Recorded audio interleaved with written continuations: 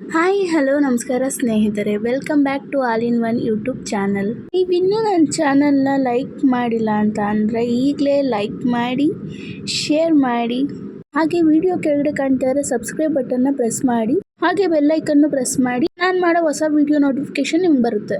ಇವತ್ತು ಸಿಂಪಲ್ ಆದ ಒಂದು ಟೇಸ್ಟಿಯಾದ ಎಗ್ ರೈಸ್ನ ಮಾಡ್ತಾ ಇದ್ದೀನಿ. ಈ ರೆಸಿಪಿ ನಿಮಗೆ ಇಷ್ಟ ಆದರೆ ಸೂಪರ್ ಅಂತ ಕಮೆಂಟ್ ಹಾಕೋದನ್ನ ಮರಿಬೇಡಿ. ಬನ್ನಿ ಈಗ ಹೇಗೆ ಮಾಡೋದು ನೋಡೋಣ. ಮೊದಲಿಗೆ ಸ್ಟವ್ ಆನ್ ಮಾಡಿಕೊಂಡು ಸ್ಟವ್ ಮೇಲೆ ಒಂದು ಬಾಂಡ್ಲಿನ ಇಕ್ಕೋತಾ ಇದ್ದೀನಿ. 2-3 ಸ್ಪೂನ್ ಆಗುವಷ್ಟು ಆಯಿಲ್ನ ಸೇರಿಸ್ಕೋತಾ ಇದ್ದೀನಿ. ಈಗ ಸ್ವಲ್ಪ ಕೊತ್ತಂಬರಿ ಸೊಪ್ಪು, ಉದ್ದಕ್ಕೆ ಕಟ್ ಮಾಡಿ ಇಟ್ಕೊಂಡಂಥ 2 ಹಸಿಮೆಣಸಿನ್ಕಾಯಿ, ನಂತರ ಅದಕ್ಕೆ 2-3 ಮೀಡಿಯಮ್ ಸೈಜ್ ಈರುಳ್ಳಿನ ಸೇರಿಸ್ಕೋತಾ ಇದ್ದೀನಿ. ಆಮೇಲೆ ಅದನ್ನು ಚೆನ್ನಾಗಿ ಕೆಂಪಾಗೋ ಗಂಟ ಫ್ರೈ ಮಾಡಬೇಕು. ಎಣ್ಣೆಲಿ ಚೆನ್ನಾಗಿ ಅದನ್ನು ಕುಕ್ ಮಾಡ್ಕೋಬೇಕು. ಒಂದು ಮೀಡಿಯಮ್ ಸೈಜ್ ಟೊಮೊಟೊನ ಸೇರಿಸ್ತಾ ಇದ್ದೀನಿ. ಟೊಮೊಟೊನ ಸೇರಿಸಾದ ನಂತರ ಸೌಟಲ್ಲಿ ತಿರಿಬೇಕು. ನಂತರ ಅದಕ್ಕೆ 1 ಸ್ಪೂನ್ ಆಗುವಷ್ಟು ಶುಂಠಿ ಬೆಳ್ಳುಳ್ಳಿ ಪೇಸ್ಟ್ನ ಹಾಕೋತಾ ಇದ್ದೀನಿ. ಹಸಿ ವಾಸನೆ ಹೋಗೋವರೆಗೂ ಚೆನ್ನಾಗಿ ಫ್ರೈ ಮಾಡ್ಕೋಬೇಕು. 1/4 ಟೀ ಸ್ಪೂನ್ ಆಗುವಷ್ಟು ಉಪ್ಪನ್ನ ಸೇರಿಸ್ತಾ ಇದ್ದೀನಿ. ಉಪ್ಪನ್ನ ಸೇರಿಸಿ ಇದು ಚೆನ್ನಾಗಿ ಫ್ರೈ ಆದ ನಂತರ 4 ಮೊಟ್ಟೆನ ಸೇರಿಸ್ಕೋತಾ ಇದ್ದೀನಿ. ಮತ್ತು ಆ ಮೊಟ್ಟೆನ ಚೆನ್ನಾಗಿ ಬೇಯಿಸ್ಕೋಬೇಕು. ಚೆನ್ನಾಗಿ ಫ್ರೈ ಮಾಡ್ಕೋಬೇಕು ಎಣ್ಣೆಲಿ ಈರುಳ್ಳಿ ಜೊತೆ. ಅದಕ್ಕೆ ಸ್ವಲ್ಪ ಪೆಪ್ಪರ್ ಪೌಡ್ರನ್ನ ಹಾಕ್ತಾಯಿದ್ದೀನಿ. 1 ಸ್ಪೂನ್ ಆಗುವಷ್ಟು ಪೆಪ್ಪರ್ ಪೌಡ್ರನ್ನ ಸೇರಿಸ್ಕೊಂಡಿದ್ದೀನಿ. ಪೆಪ್ಪರ್ ಪೌಡ್ರನ್ನ ಸೇರಿಸಾದ ನಂತರ ಅದನ್ನು ಚೆನ್ನಾಗಿ 1-2 ನಿಮಿಷ ಫ್ರೈ ಮಾಡಬೇಕು ಎಣ್ಣೆಲಿ, ಇಲ್ಲ ತಳ ಹಿಡಿಯೋ ಚಾನ್ಸಸ್ ಇರುತ್ತೆ. ಅದಕ್ಕೋಸ್ಕರ 1-2 ಸಲ ಚೆನ್ನಾಗಿ ಫ್ರೈ ಮಾಡಬೇಕು ಎಣ್ಣೆಲಿ. ಇದೆಲ್ಲ ಫ್ರೈ ಆದಮೇಲೆ ಸ್ವಲ್ಪ ಚಿಲ್ಲಿ ಪೌಡ್ರನ್ನ ಮೇಲೆ ಉದುರಿಸ್ಕೋಬೇಕಾಗುತ್ತೆ. ಹಸಿಮೆಣ್ಸಿನ್ಕಾಯಿ, ಮೆಣಸು ಪೌಡ್ರು ಮತ್ತು ಚಿಲ್ಲಿ ಪೌಡ್ರ್ ಎಲ್ಲ ಸೇರಿಸಿರೋದ್ರಿಂದ ಇದು ಖಾರ ಇರುತ್ತೆ.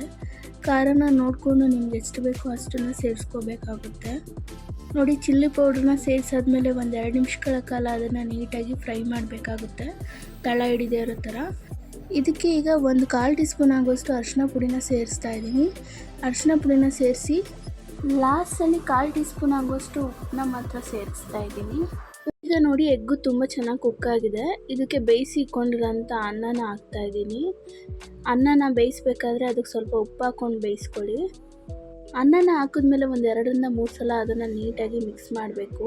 ಮೊಟ್ಟೆ ಮತ್ತು ಅನ್ನ ನೀಟಾಗಿ ಮಿಕ್ಸ್ ಆಗಬೇಕು. ನಂತರ ಅದಕ್ಕೆ ಸ್ವಲ್ಪ ಚಿಲ್ಲಿ ಪೌಡ್ರನ್ನ ಹಾಕ್ತಾಯಿದ್ದೀನಿ. ಹಾಕಿದ ನಂತರ ಅದನ್ನು ಒಂದು ಸಲ ನೀಟಾಗಿ ಮಿಕ್ಸ್ ಮಾಡಬೇಕು. ಆಮೇಲೆ 1 ಟೀ ಸ್ಪೂನ್ ಆಗುವಷ್ಟು ಮೆಣಸಿನ ಪುಡಿನ ಹಾಕ್ತಾಯಿದ್ದೀನಿ.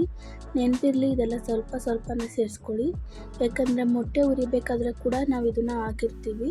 ಮತ್ತು 1/4 ಟೀ ಸ್ಪೂನ್ ಆಗುವಷ್ಟು ಅರಿಶಿನ ಪುಡಿನ ಸೇರಿಸ್ಕೊಳ್ಳಿ, ಅನ್ನ ಸ್ವಲ್ಪ ಕಲರ್ ಕೊಡೋದಕ್ಕೆ. ಆಗ ರೈಸ್ ತುಂಬ ಚೆನ್ನಾಗಿ ಕಾಣುತ್ತೆ. ಎಗ್ ರೈಸ್ನ ಮಾಡಬೇಕಾದ್ರೆ ಲಾಸ್ಟಲ್ಲಿ ಅನ್ನ ಮಿಕ್ಸ್ ಮಾಡಿದಾಗ ಅನ್ನಕ್ಕೆ ಉಪ್ಪು ಹಾಕೋಂಗಿಲ್ಲ, ಯಾಕಂದರೆ ಅನ್ನ ಮಾಡಬೇಕಾದ್ರೆ ನಾವು ಉಪ್ಪು ಹಾಕಿ ಅನ್ನ ಮಾಡಿರ್ತೀವಿ. ಮತ್ತು ಎಗ್ ರೈಸಲ್ಲಿ ಮೊಟ್ಟೆಗೆ ಮತ್ತು ಈರುಳ್ಳಿಗೆ ಎರಡಕ್ಕೂ ಉಪ್ಪು ಹಾಕಿರ್ತೀವಿ. ಆದ್ದರಿಂದ ಅನ್ನಕ್ಕೆ ನಾವು ಉಪ್ಪನ್ನ ಸೇರಿಸೋಂಗಿಲ್ಲ. ನೋಡಿ ಸ್ನೇಹಿತರೆ, ಈಗ ಬಿಸಿ ಬಿಸಿಯಾದ ಎಗ್ ರೈಸ್ ರೆಡಿಯಾಗಿದೆ. ಈ ವಿಡಿಯೋ ನಿಮಗೆ ಇಷ್ಟ ಆಗಿದ್ದರೆ ನನ್ನ ಚಾನಲ್ನ ಲೈಕ್ ಮಾಡಿ, ಶೇರ್ ಮಾಡಿ, ಸಬ್ಸ್ಕ್ರೈಬ್ ಮಾಡೋದನ್ನ ಮರಿಬೇಡಿ. ನಿಮ್ಮೆಲ್ಲರ ಪ್ರೀತಿ ವಿಶ್ವಾಸ ಯಾವಾಗಲೂ ನಮ್ಮ ಮೇಲೆ ಸದಾ ಇರಬೇಕು. Thank you for watching my channel.